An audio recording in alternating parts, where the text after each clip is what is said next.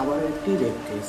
চির মমতায় আমার অঙ্গে মাখা, যে মাটির চির মমতায় আমার অঙ্গে মাখা।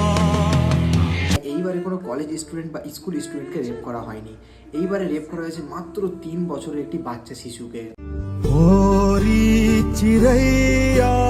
সত্যি কথা বলতে ভাই, আমি নিজে একটা ছেলে হয়েও কেন জানি না ছেলেদের উপর একটা আলাদা রকম ঘৃণা জন্ম নিচ্ছে আমার মধ্যে।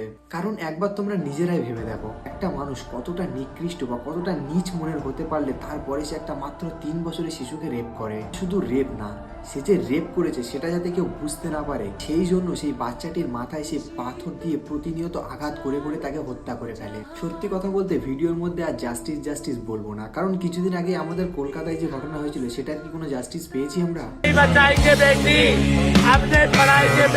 এই সময় যদি মন থেকে আমার কোনো কথা বলতে হয় তাহলে আমি একটা কথাই বলবো, আমাদের মা বোনেদের প্রতি মাসে টাকা না দিয়ে তার বদলে জাস্টিস এবং নিরাপত্তা দিন।